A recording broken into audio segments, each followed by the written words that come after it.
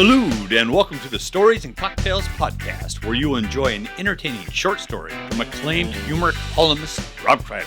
Story time is the family portion of the show. Then we move on from the stories to the cocktails. This is where the alcohol and the not safe for work portion of the show takes over, as Rob and his wife /editor /muse Sara Kreider partake in some adult beverages and provide you with a behind the scenes recap of what really inspired the original story.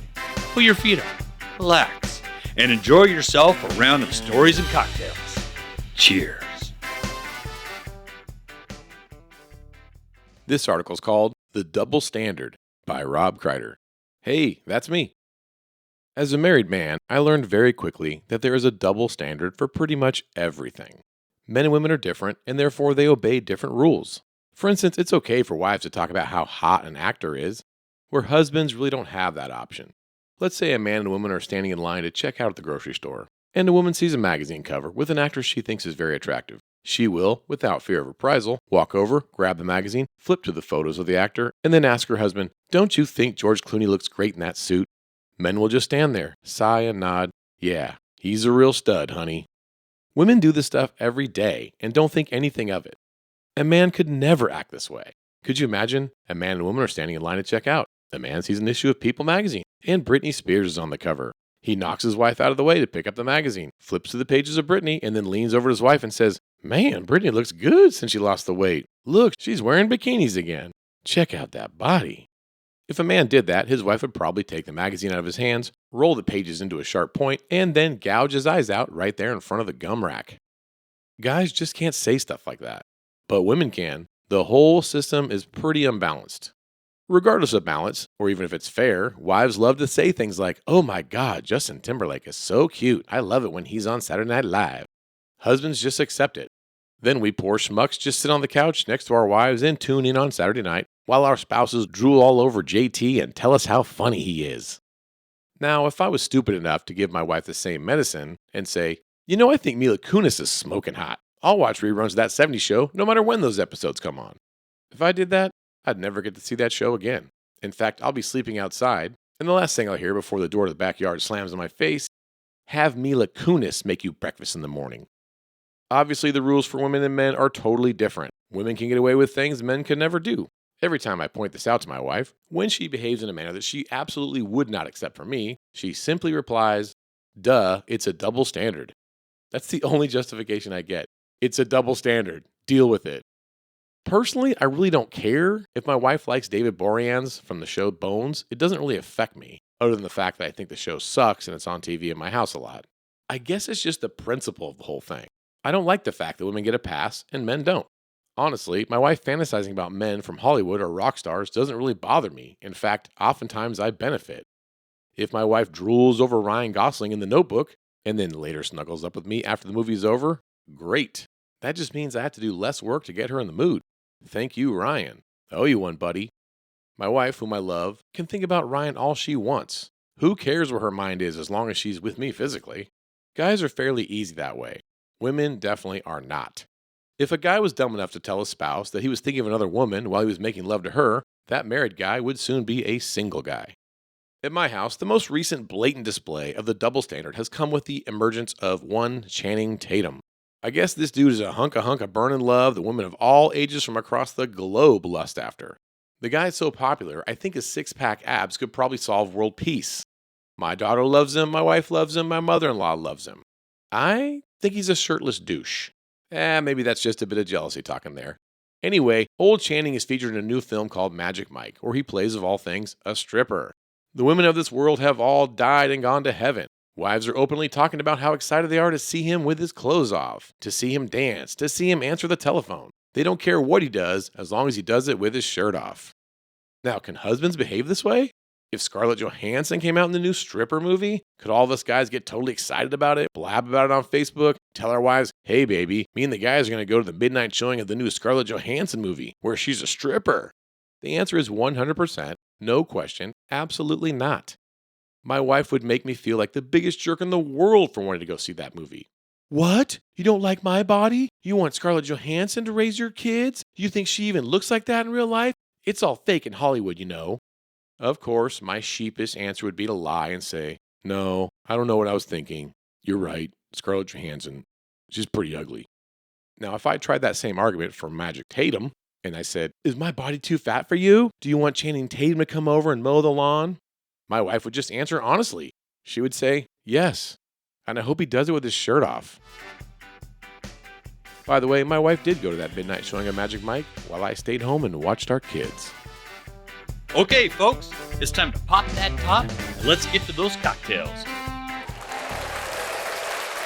Hey, welcome to Stories and Cocktails podcast, fucking drunken portion of the show. Good to have you back. What's going on, Mrs. Kreider? Well, we're home. Special Fresno edition. Yes. And I brought a friend. You did bring a friend. It's Bring a Friend to Podcast Day. Oh, do you hear? She's a real person. She's laughing. I know. It's not a fake person. It's not AI.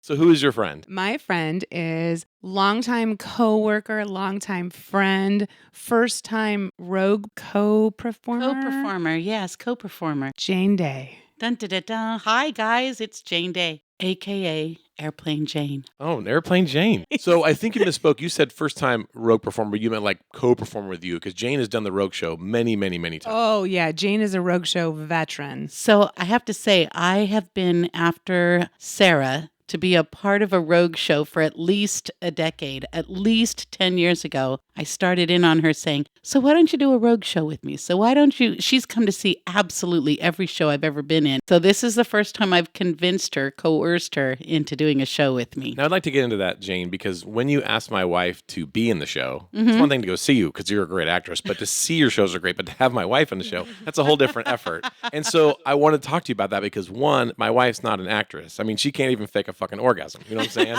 So I don't know how this is going to go. I mean, I'm going to be there to see it because it'll be entertaining to me regardless, whether she shits the bed or she just turns into Meryl Streep. I don't know what's going to happen, but the fact that you want her to do it is crazy. I think this is going to be a good show. For those of you who don't know, the Rogue Festival. Thank you, because I was going to ask about that. Let's talk about the Rogue Festival. One of the longest performing arts festivals in the United States. It is, Wow. I think, the largest west of the Mississippi River. We are going into year 24. This is the 24th year. The first 2 weeks of March every year, we have between 40 and 60 performers come from all over the United States to little old Fresno, to the Tower District, and we take over a bunch of venues and turn them into stages. We take over art galleries, bars, bookstores, music academies, etc., and turn them into stages. Yeah, I've been to a number of them, and they're always very intimate and fun and interesting and random. And you do get to go to venues in Fresno that you're like, oh, I thought this was a coffee house, now it's a show. And so, yeah, that's cool. Now, it sounds very expensive. Like I have to buy like a whole festival ticket. We have this little thing called the Rogue wristband. The Rogue wristband costs you, I think this year it's $6. It's only $6 for reals? Yeah, it gets you discounts at some of the bars and everything. Oh, really? And you have to buy the wristband once.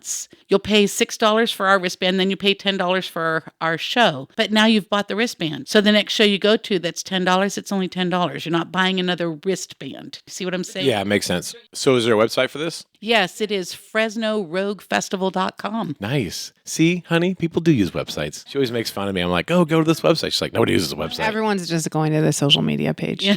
Well, I think that old people go to websites. Okay, but the most important thing is that our show, and ours being mine and Jane's, Rob, you're not in it. Our show. It's Got going it. to be amazing. I'm sure and it it's is. only $10. Our show's $10, and this show, we're calling it the ins and outs side of teaching. So inside out, Right? right? The brain trust. Yeah. And teaching. And that's kind of how I talked her into it. It's like, you don't have to fucking worry about anything, right? This is everything that we did every day teaching. Those pieces of where, you're about to lose your shit. Right. Or something's just making you happy, or you got to pee. Is there a part of the show where she comes home and I'm sitting on the couch and she just bitches about her teaching job for 3 hours before dinner? Because that's the teaching life I lived with Sara. She just came home and bitched about it every day. Not to give too much away, but she is the character of Joy. She's a real joy here at home. She is the emotion of joy. So she just gets to be happy about everything that's going on in the classroom. Is she going to get drunk before every episode? Oh God, not at least not the first one, because She I need only to have her does with this show me. drunk. No, it's not. They're not episodes. They're performances. It's That's a right, I gotta learn performance. this, It's a a show. performance, a show. Yeah, it's Yeah. a She get drunk show. before every show. Yeah. Like I said, I've been trying to talk her into this for 10 years. And then after I saw her do her little stand-up, Yeah, she did a stand-up gig. and I texted her literally as soon as I saw it, and I said, okay, you have no fucking excuse. Well, she was drunk for the stand-up I was show. going to say, you can attest to how drunk I was. Very drunk. Yeah, it took a lot of liquid courage to get me up there. And you guys have someone else in the show with you as well. Renee. My little sidekick, Renee Newlove. Renee and I produced the festival for a number of years. She drives the car. She's in charge. I always laugh because everybody thinks that I'm in charge, and she is the one person I will let tell me what we're doing. Imagine, because she said Renee drives the car. Mm-hmm. Imagine that you've never seen a car before. Imagine that you're just like a little Amish girl who's never left her little Amish. You've never seen a car. You've never been in a car. Mm-hmm. You don't know shit about cars. And Renee and Jane drive up. What's like the greatest car ever? McLaren P1. Okay, they drive up in a McLaren P1 and they're just like, hey, jump get in. And I'm just like, what the fuck is that? I don't know what's going on. That is our rogue show. What I love though is this is what she says. These two just improv. I'm like, hey, so what's the scene? What are we doing? And they're just like, we got this. Just hang on. Hang on. They just start riffing and I'm just. Well, is your role like you are going to improv? You are the wall. Do you just stand there and don't do that shit? Is. She is good at standing around and not doing shit at the house. Yeah. No, she's joy. She's joy. This is what we keep telling her. Find something to be fucking happy about. Oh, he drew X on the board. The thing is there's no joy in teaching. So I guess you're not in the show very much. When she says it's a show about teaching and your joy, I'm like, this is what I thought. Yeah, I'm not in the show. I'm collecting the money at the door. No, we have somebody to do that. So obviously all three of you who are in the show are teachers. Yes. So this is going to be a show about teaching, yeah. right? So I'm assuming that you are looking to bring more teachers to the show. You're at the edge of your seat. You cannot wait to see this fucking show. I know. Well, I mean, after hearing about your job every night for 3 hours, I just can't wait to now see a show about your job. No, it's not real. It's a show. Well, then how are you going to do it? You can't act.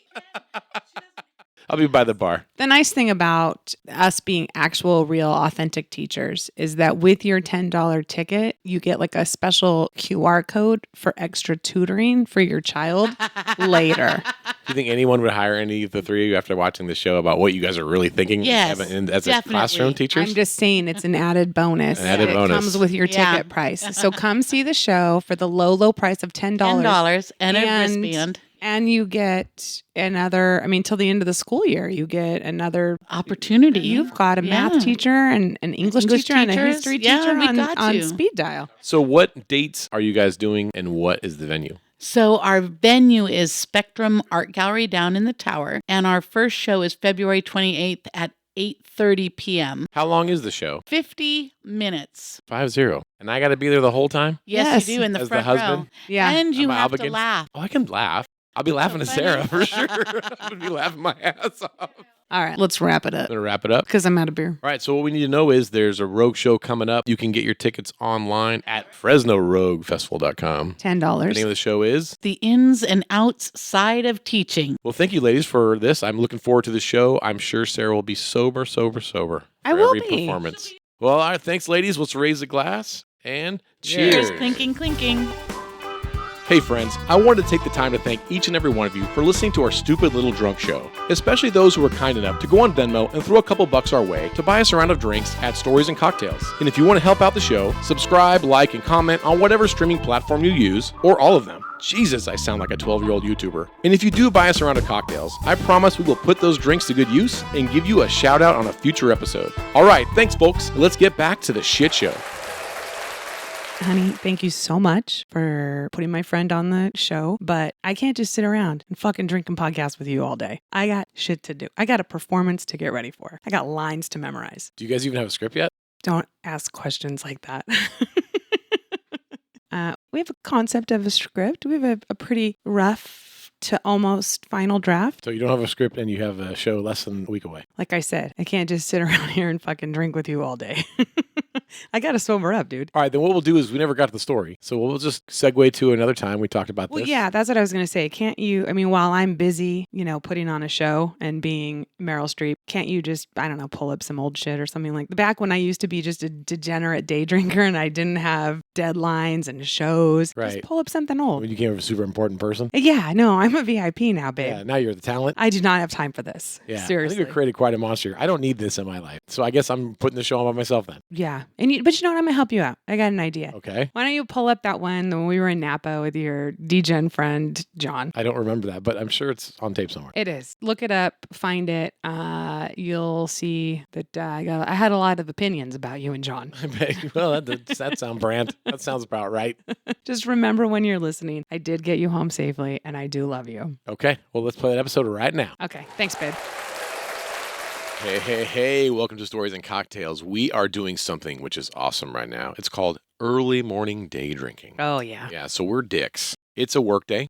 Well, not for us. And it's 10:24 in the a.m. We are sitting in our RV tiki in downtown Napa, just enjoying we call them camping coffee. Why don't you walk me through the ingredients of said wonderful drink? So you call yours a camping coffee. Usually yours is a little more loaded up with hot chocolate and marshmallows and all kinds of stuff. Today, though, I'm a child. I didn't have any of that shit. So today we're just having Irish coffee. And it's a little plain for me. I was like, my coffee's just a little bit better. Where's my marshmallows and my chocolate? Yeah, no, it's just straight up coffee and Bailey's, which is, called an Irish coffee. It is Bailey's Light. So, we're looking after our health here. I don't think it's light in the alcohol content. I think it's light, 40% less sugar and calories. It doesn't say shit about 40% less alcohol. So go ahead and drink it up. Yeah, well, no, I was certainly talking about calories. I was Okay. not talking about alcohol. Okay, good. So the thing about you not putting the chocolate in my drink is that it makes me want to put more Baileys in it so I can get a little more chocolatey flavor in my coffee. And therefore, I am going to be drunk by 11. Now, what I'm wondering, if someone popped you a little Xanny or something, because Ooh, really? you're letting us podcast with the windows open, and you never do that. You usually put us in like a soundproof, dark, claustrophobic cave. Sweaty cocoon. Yeah, and this morning you said, do you want a podcast? I think it's too hot. And then you said, we'll leave the windows open. And I seriously looked at you like, who are you and what have you done with my husband? Well, what's happening is I'm on a bender.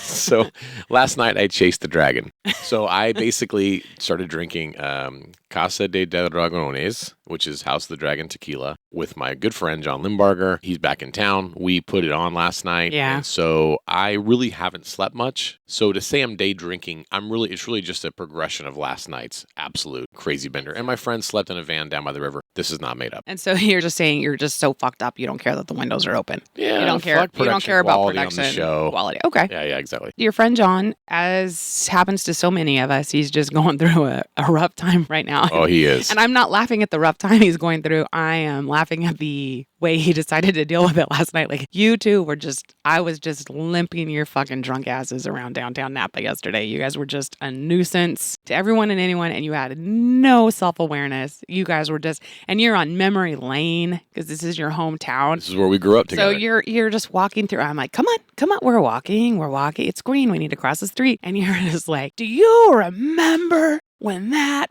fucker Eric stole my bicycle from the Mervins when we were 8? And John's only self-awareness is to tell me that I don't know what a Mervins is. He's like, yeah, this is before your time. You don't understand what a Mervins is. I'm like, we're the same fucking age. Just because I wasn't here when Rob got his bike stolen when he was 8 doesn't mean I don't know what a fucking Mervins is. Like, I also did live here with him, and it was Mervin's then. I'm like, it's Kohl's now. It was Mervin's then. They're the same goddamn thing, just a different name, Like every building in America that was a Mervin's is now a Kohl's. Yeah, it's not that complex. You guys were just on the drunken tour, like the walking tour of your past, and it was cute. Actually, we should sell tickets for that, like the ghost tours, like come to Napa and watch Rob and John tell you about when their bike got stolen down by Mervin's. Yeah, it was cute, but like it would have been cuter if you were not like stumbling and bumping into people. I did feel like we sort of kind of just like bumper car our way through downtown. And there's like wealthy people who've spent a lot of money to come to Napa. Yeah. And there's like a couple of fucking just drunk townies like knocking them like, oh, my bike was still here. I'm like, I was 8 years old. I'm still crying about it. It's funny because there definitely is a Townies. So we finally landed. You actually said to me, so we were on the fancy Napa rooftop bar and, drinking wine. Archer Hotel. Yeah, they don't even have Bud Light. They're like, No, fuck you were pissed. We don't have Bud Light. We cater to the tourists, And right? that's why they had the good tequila there. Yeah. So we spent a small fortune there. You guys had oysters and expensive tequila. Then you looked at me and you said, because even though John grew up here, he's been in Oregon for the last decade or so. So it's kind of like his return home, and Napa definitely looks different than it did. So you're like, let's take John to all the new places. So let's take John to the Ondas, or the Ondas, who knows how they pronounce it. Another fancy Rooftop bar. schmoody It's nice. rooftop bar for the tourists. And I looked at you and I said, no. We're going to Downtown Joe's. And you were like, no, we always go to Downtown Joe's. Like, that's where the townies go. I'm like, yes. And I'm taking 2 drunk townies I'm taking right there. Yes. Because their behavior is appropriate. Yeah. Everywhere else downtown Napa, your behavior is abhorrent. And you go, don't you remember the last time me and John were at Downtown Joe's? How'd that night go for you? And I'm like, I totally remember it. No, you don't.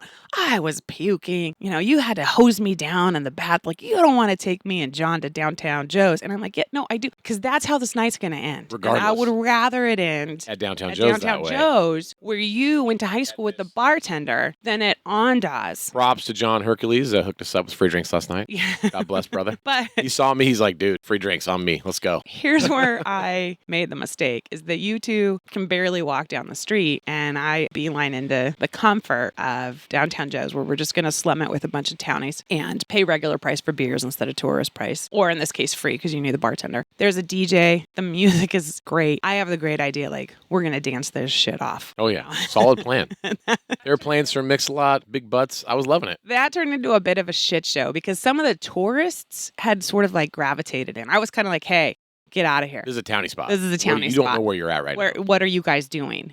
And they're like, we're dancing. We're dancing in our fancy Napa wine drinking clothes. And then you and John are like, you guys are just bumping into them. These guys are like, whoa, it's so Mix-a-Lot. Why are you moshing? I'm like, they're not moshing. They're just really drunk. You guys are sloshing your beers on people. So my good plan was Well, when you don't pay for the beer, you just slosh them around. You don't give a fuck. Well, and I'm sitting there with the glass, and I'm like, "Are you fucking kidding me, Downtown Joe's right now? Like, you guys are so old school. You have a DJ that's rocking out, and you're serving beers in glasses. Here's a 16-ounce, like 2-pound solid glass. Like, Yeah. oh, they're in party. Go out there Bash and each just other over the fucking fucking dance. heads, you fucking townies. So shortly after that, I was like, okay, I've made a terrible mistake taking them here. There's no safe place to go.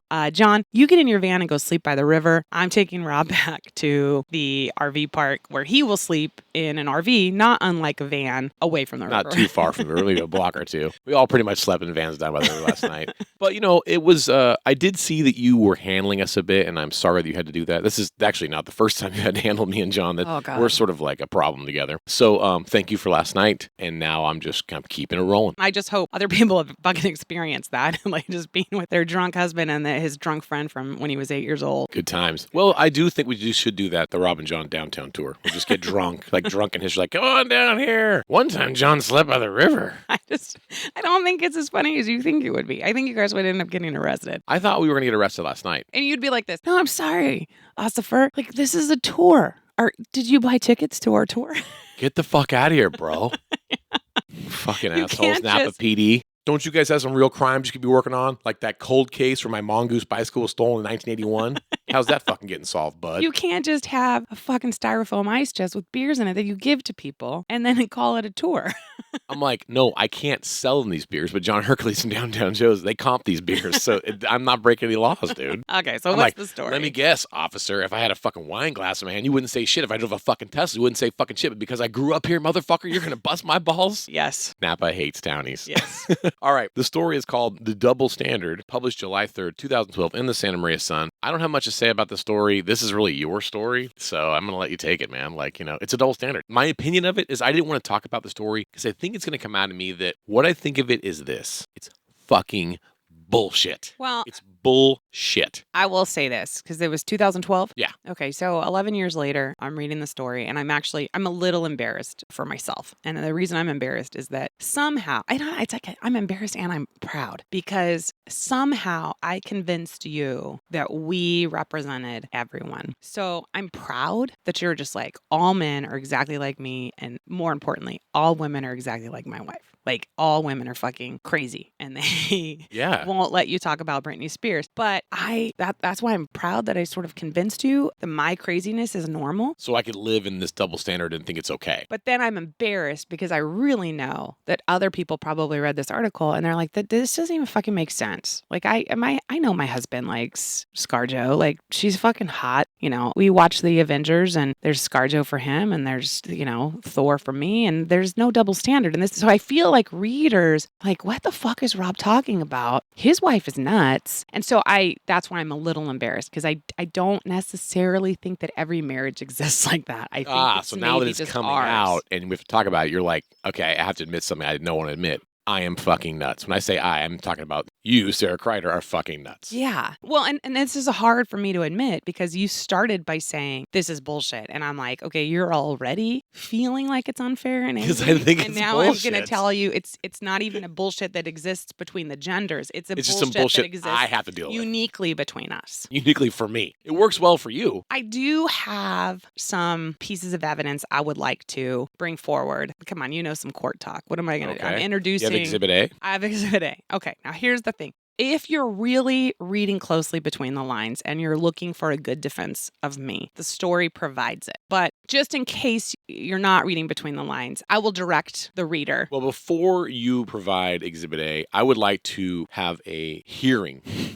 to discuss whether or not this exhibit should be allowed for the jury to hear. Now, first of all, I would like to say that we will stipulate that when I use Mila Kunis in that 70s show as an example, that was probably a mistake because it turns out I didn't know. She was 14 fucking years old when she was in that show, so that makes me a fucking pedophile. You're undermining my whole goddamn case. Did you know that's where I was going? Well, this is why I'm a good attorney. I'm going to stipulate to that. We're not going to discuss it any further in front of the jury. I will stipulate that she was 14. No, you can't. You said I know court shit. I know court shit. We're stipulating to the fact that Mila was 14. You're just bulldozing over me. This is how good attorneys do a good job. Okay, well, pretend like you're a bad attorney so I could put my exhibits forward. Now we'll get to Exhibit B. It's true. Britney Spears was under 18 when she did Hit Me Baby One More Time. We will stipulate to that as well. My client was referring to Mila Kunis in Black Swan when she was definitely old enough. Yeah, you hadn't seen Black Swan. And he was referring to Britney Spears when she had gained some weight. And she was obviously an adult at that point. So therefore... Wait. Number one, you hadn't seen Black Swan in 2012. But number two, you didn't say in your story, I'll give you Britney Spears. Because you actually said, like, since she's lost some weight. So we got to figure, like, she'd had a baby and she was older. But you specifically said Mila Kunis in that 70s show, not Black Swan. I've already stipulated this, and we will not discuss this further with the jury. So obviously you knew where I was going with this. Because I've been in this marriage a long time. Okay. So I'm going to tell you this. This is the difference between me and you. And this is where the double standard comes in. The first time I laid eyes on Channing was in Step Up. Step Up. Thank you. I'm like, how could I forget this movie? I've never seen it, but you've talked about it a lot and I know about it. Yeah. So the first time I saw him was in Step Up. And I don't know, like if I guess I probably rented it on. He was 9 years old. On DVD. You're a pedophile. No, that's okay. This is the fucking difference between you and me is I watched the whole goddamn movie and I was like, Jesus fucking Christ, this guy, like, who is he? Where did he come from? And I felt dirty and guilty. And the first thing I did, I actually fucking paused the movie and I had to go. I don't even think I had a phone at this point to go look on my smartphone. Before I rub one out, I better make sure he's old enough. So I go over to the desktop computer and I fire that baby up. The old and compact. I go to IMDb. Nobody could call us because the phone's like, yeah. And I was like, busy. Oh, thank God. He's 22. But here's the thing is I'm feeling so dirty. I think at this time I'm like 27, but I'm just like, oh, thank God he's 22. He's age appropriate. So age appropriate. I felt shame until I did like my homework and my research and I concluded that he was age appropriate. Now the other men you mentioned in the article, George Clooney, Ryan Gosling, JT, George Clooney is older than me. JT was a kid because he was Britney Spears' boyfriend. No, he was older. I was younger than you. When he still popped for NSYNC, though, he was a kid. But I didn't like him in NSYNC. Nobody did. I don't know how he fucking became famous after NSYNC. He was such a douche on that fucking So when we're... So he's a great guy. I think he's funny and entertaining, but how he survived NSYNC and became the juggernaut that he is, I don't understand it. My point, though, is that when we're standing in the grocery store and I'm pushing you out of the way to open the People magazine and see these men, they're all within 5 years of my age. They're all age appropriate. You are elbowing me out of the way to see a 15-year-old Mila Kunis. I do not do that. I'm not an idiot. Right. You're not. But that's the difference. Also, Exhibit B, in the article, the language you used, I say, George Clooney is an attractive man. You say, Brittany's body is looking fucking smoking hot. I want to hit that from the back. Like, it's... First of all, I never said I want to hit that from the back. But you're like, you would. But I would. Yeah, exactly. You would totally say that. I would do it in front of you. Yeah, you're like... I'm sorry, honey. You're going to have to watch this. So the language that we use creates the double standard. Gotcha. Now, I also speak of you that way, though, because I want to hit you from the back. Yeah. That's pretty fun. Fuck, I hate when you like put me at a loss for. I'm just like, Jesus Christ, what am I doing with this man? You're getting clapped from the back. That's what they're doing. Double standard, but some of it has to do with the crude and crass language that you use. Yes, those two adjectives have been used to describe me a lot of it has to do with the age. I'm not saying that you are going after young women, but it's just the age of female celebrities in general versus male celebrities. Like a man, you want to talk about fucking double standards. You know, Tom Cruise gets to keep being the action adventure star, the sexy star, way into his 60s, where women are put out to pasture in Hollywood at 35. Like, you're too old for this. His co-stars weren't born when he was in Top Gun. Exactly. The interesting part about him is he's had a 25-year-old co-star his entire life. He's gotten older and older and older. He's still got a 25-year-old co-star. No, even Channing, he just made Magic Mike 3, and I think... XXL. Yeah, and I think he's pushing 40 or over 40, where women don't get to do that. So that's the other thing, is when I read this article, and you're like, this double standard in my marriage, I'm like, wah, wah, cry me a fucking river. Be born with a vagina, and let's talk double standards in society in general. Like, every single fucking day of my life is a double standard. So when I get a little bit of power in my marriage, and I'm like, hey, I'm gonna fucking talk about Chris Hemsworth when we watch this movie, and you're not gonna fucking say shit about Scarlett Johansson. Like, that's... Who? Exactly. Is she even in this movie? Exactly. I was so enthralled with Thor. I didn't realize that Black Widow was even in this film. Exactly. I didn't even see her. Exactly. Maybe I went to the bathroom. Did she do a quick cameo? So totally missed it. I'm sorry that I'm taking out like my anger at the injustice of the genders throughout history and in the world, just taking a little bit of power in this marriage. But that's what I'm doing. But you have convinced me. I do actually just lie to you. I have learned to lie to you in a way that is, I think, constructive, where I'm like, I didn't even see that's fine. ScarJo in that. That's weird. Are you sure she was in that? Look at IMDb. I don't remember that. That's healthy. We're just talking about celebrities, but I think my favorite lie that you've told over the years, and you know what? Thank God for you. Put it in a book. Advise other men to do the same thing. So celebrities, who gives a shit, right? It's not like they're going to walk into the Napa RV park and be like, hey, Rob, you know, I see you're camping over there. Can I borrow a double nickel 9 IPA? Like, that's not going to happen. You're using a man's voice to that. Like, what do you say I'm into? I think you're like, hey, cowboy, how you doing? I think I recognize you. Are you a national champion race car driver? That's how the fantasy goes. I saw you win at Circuit of the Americas. I'm going to keep using a man's voice for your fantasy just to fuck with you. So, anyway. But the thing is, you think it's fuck with me, but if he remembers me racing and winning... Oh, now you're saying like, if he. I'll let him hit it from the back. I love it. Now you just went right. You're like, if he remembers me. Anyway, celebrities. Anybody who wants to get at me, just mention that I won some races. I'm yours. So, celebrities, who gives a shit? They're not going to come into our lives. Where you've done a really smart thing is actual real people that we know. I don't know any real people. And people that you've worked with in the CHP organization. There is a, what do we say, like a stereotype or a fucking factual occurrence that happens where CHP officers, they leave their wives for a CHP dispatcher who's 10 years younger or 15 years younger. Like, this happens. Story old as time. Story old as time. This happens all the fucking time. You know, will say, you know, oh, and you'll be talking about, oh, so-and-so, you know, Mindy, she's a dispatcher. And I go, wait, what? And you're like, yeah, no. And so Mindy got this call. There was a dog on the freeway, and then someone wanted to shoot the dog. And so you're telling me this like story of the Highway Patrol, but I am just like, hold the phone. Who's fucking Mindy? Who the fuck is Mindy? Or who's fucking Mindy? It better not be you. Now here's the lie that you've told me. I say, what does she look like? And you go, this is how you have described 100 women over the last 27 years of marriage. You go, other men might find her attractive, but I don't. Not me. She's not my type. I just want you to know, like, when you meet her at the Christmas party, you will see that she's got the looks that other people, not me, might find attractive, but I don't. I do not. She's not for me. Not that Mindy. So anyways, it turns out the officer could not shoot the dog. he needed to call animal control. The highway was shut down for about 2 hours while we waited for animal control. Let's definitely take a left turn here and talk about the call. Let's not talk about Mindy's breasts. Exactly. Or her ass, or her legs, or her eyes, or her hair. In that order. Because other men are into it. I'm not. And I love that it's in that order. Breasts, ass, legs. Then maybe I'll notice her eyes. Last but not least, I'll look at her hair. She has some. Sitting on top of the breasts and the ass, there is a head of hair. I will tell you this. At one point in my career, I had to oversee a dispatch center, like a communication center, as we call it. We don't call them dispatchers anymore. It's like stewardess, right? They're communication professionals, public safety dispatchers. And so my policy was to never go in there.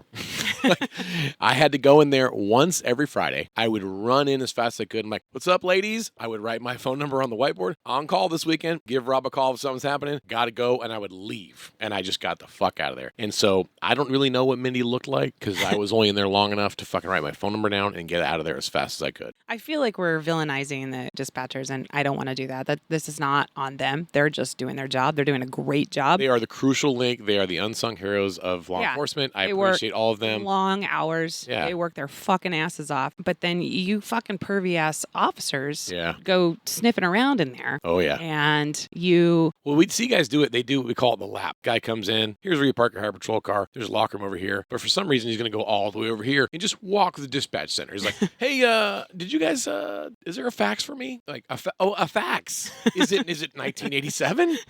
We don't know. There's no fucking fax for you. Get the fuck out of here. So yeah, I would kind of patrol the door area. Like, hey, what's going on? You need something? There's no fax machine in there's here. no fax machine in there. Nothing you need in there. So get the fuck out of here. Go to fucking work. Yeah. Why don't you go? There's a call waiting. There's a dog on the freeway waiting for you right now. And if we need to get a hold of you, we'll use the radio. You don't need to come in here and talk to anybody. You know what I'm saying? That's what the radio's for. They're not gonna fax you that you have a call to go to. So when cell phones came out, it got dicey. So officers started calling dispatchers by cell phone. And so like the radios would go a little more silent. I'm like, hey, there's some shit going on, but I don't hear a lot of chatter on the channel. So I'd come in, I'd see Mindy fucking texting away. I'm like, are you texting, Charlie too? Because he needs to get on the fucking radio. So I know what's going on. And they're like, oh yeah, sorry. He was just trying to do some 1036 stuff, which is like confidential. I'm like, 1036, like talking about your panties? Because he's fucking married. I met his wife at the Christmas party. So fuck it, that's enough. So again, because I have to explain this to my wife. Every time somebody fucks a dispatcher, I have to fucking defend it. I'm like, well, they had a lot of problems in their marriage. They have autistic kids, a lot of weight. There's a lot of shit going on. Like, I don't know what's going on. I don't know why he fucked Mindy or Cindy. I don't know what her name is or what her hair color is. I don't even know who the fuck bitch is. I love, again, that you're, like, justifying, like, because they have a special needs kid, he gets to fuck the dispatcher. Like, it doesn't make any goddamn sense. And again, I feel like we're treading on villainizing the dispatchers, and they're just doing they're not married. Like, they don't owe anybody anything. But these fucking slimy ass officers just going in there. We've actually seen some successful officer-dispatcher relationships. They are all second marriages, but they are successful. No, they're successful, and they're good marriages and good people. And that's why... With every officer-dispatcher marriage, there's a fucking broken family left behind somewhere. True. And you and I both know that. That's why I don't want to, like, vilify it, because I know there are some good ones. And no one knows what happens in a marriage, except for our marriage. Everyone knows what happens in ours. Everyone knows now, thanks to your fucking 2012 story, that I'm fucking insane. And you're not allowed to ever even mutter an utterance of anyone being attractive. No, that is, otherwise just putting a gun in my mouth and just pulling the trigger, that's probably safer than saying that, Scarlett Johansson looks great in this upcoming film. Yeah, no, they're not allowed to do that. I thought my example where I'm like, what if she plays a stripper and we're like all super excited about it? I'm like, me and the boys are going to go see the midnight showing, dude. You're like, dude. You can't do that. I would liberate a bob at your balls and your dick. Like, you'll have nothing. You can go watch that fucking movie with a plastic bag covering up your mutilated genitals. So Magic Mike 1 came out, and, there was a buzz in the air, like, oh, yeah, what's happening? What's this movie? Like, let's go see it. But none of us really knew exactly what to expect. You know what I mean? So it was like after the fact, after we'd seen it, we were like, holy shit, this fucking movie. Magic Mike 2 came out. We knew exactly what to expect. So you want to talk about a double standard. Magic Mike 2, I got together with my friends. We were like, okay, let's go to happy hour. Sounds like a double standard. Oh, it was. And then I made like party favors. Do you remember this? No. I made party favors. So I printed out like pictures of all of the different Magic Mike studs, right? And I took little airplane bottles of liquor and I taped their pictures on. Like, so it was not I like, wonder if I did that with my friends. it wasn't, Pictures of Scarlett Johansson on a fucking airport bottle of vodka. yeah, no, it wasn't like vodka anymore. It was like, Channing sexy juice. And it was, Channing sexy I don't remember what I juice. called What if I called it Scarlett's vagina juice?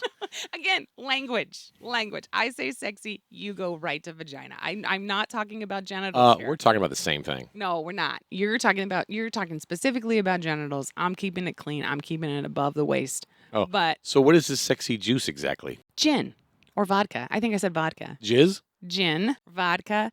Anyways, then I had like all the different characters. The one that was married to Sophia, I have no idea. You're talking about, I never see these fucking movies. I have no idea what you're talking about. You're a liar. You've seen the movies. I have not. I saw the second one, hoping to get laid. No, you saw the first one. Remember the first one's kind of dark? No. It's like the dark underbelly of the male stripper I saw industry. the second one. I thought it was terrible, but I didn't care because I'm like, look, you just watched this movie, and then I'm gonna hit you from the back later. I don't give a shit. You can watch it while I'm hitting it from the back. I don't fucking care. Yeah. You would not allow me to do that. I'm like, hey, can we watch Black Swan? So, dude, Black Swan makes me fucking cry my eyes out, Oh dude. my It's the God. saddest movie. Natalie Portman and Mila Kunis, dude, both adults. Saddest Lesbian movie. scene. Saddest movie. I don't even remember them being lesbians. Oh my God. Whatever. Every man remembers No, this. listen, the fucking double standard still exists. So now I'm in trouble. Well, I mean, you read the fucking story. You know It's how a this piece shit works. of art. I didn't direct the fucking movie. I didn't cast the fucking movie. You watched it because you're like, oh, it's a movie about ballet. I'm like, yeah, let's watch it. Anyways, I was trying to say we celebrated the second movie with some happy hour, little party favors that were themed for the Magic Mike movie. Like, I went all out. It was awesome. I know, and that's the thing. You put Magic Mike Sexy Juice on a bottle, and you and your friends went to see the movie, and I'm telling you about a movie where Natalie Portman got a fucking Oscar, and you're like, you're a fucking pervert. Yeah. She was a lesbian? I'm like, she wasn't. It was a dream sequence where she thought she was with Mila, but it's not really, didn't really happen. I didn't even remember this movie. I could show you frame by frame in my mind. All right, now we're gonna wrap it up. Okay. You I'm already in trouble, so fuck it. Yeah, I know. God, I love when you do this. I damn love it. when 10 years of pent up monitoring your words and your sentences finally like I just burn it all. Oh yeah, to and the then ground. it's just like a fucking fire hose coming at me. You're just like, and furthermore, Susan, I think that the crossing guard at the kids' school from 2002. Yeah, old Marge, 55 years old. Her legs Hot. still looked fucking great. Smoking hot. Couldn't wait to take the kids to school. Snuck a peek at her ass every single time I walked the kids to school. So You kept wondering why. You're like, I'm like, I'll take the kids to school. Marge is looking good. Like I said, fucking fire hose coming at me. I'm just like, whoa, can we just put a lid back and just put it back in the bottle? Just put it back in the bottle. And I need. I'm just saying, when the Criterion Collection, re-released platinum version of Black Swan comes out, will you give it to me for Christmas? Sure.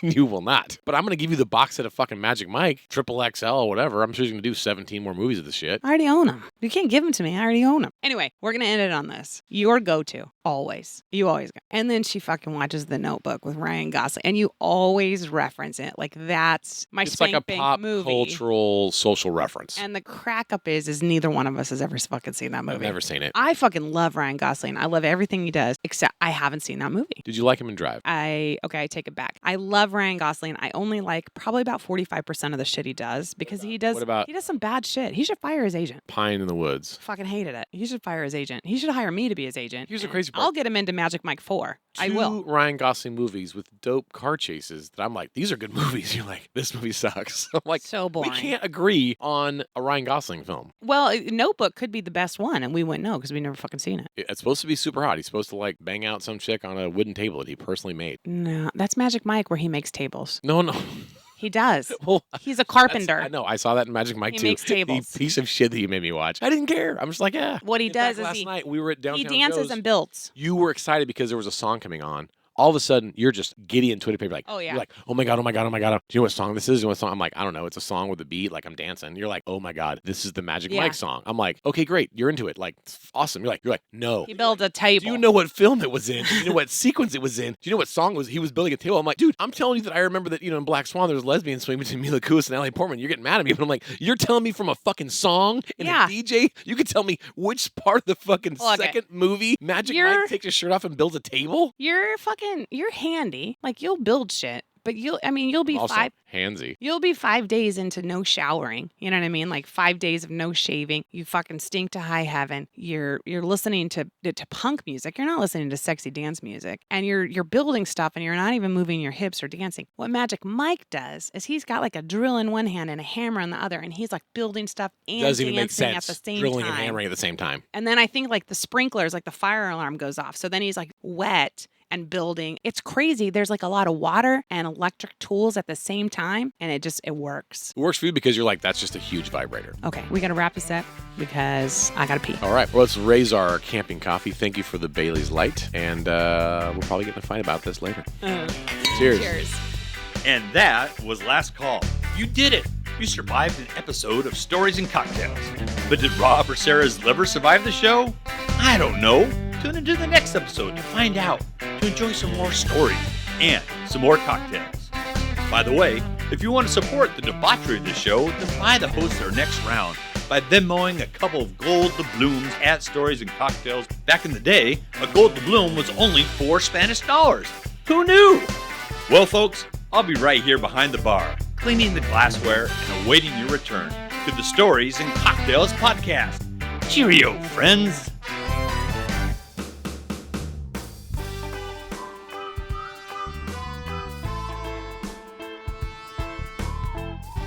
If you enjoy hearing Rob Kreider's different humor columns here on the Stories and Cocktails podcast, then I promise you will love his novel, Cadet Blues. Cadet Blues is Rob's hilarious tell-all about desperately trying to survive the shock and awe boot camp-style training at the California Highway Patrol Academy. People from all different walks of life have come to love this book because Cadet Blues is simply a crazy good read. Heartfelt, inspiring, and damn funny. It's available in paperback through Amazon, eBay, or cadetblues.com, where you can get free shipping and a personalized autographed book. Or you can download a digital copy of Cadet Blues from Amazon Kindle, Barnes & Noble Nook, or Apple iBooks. Do yourself a favor and check out the novel, Cadet Blues.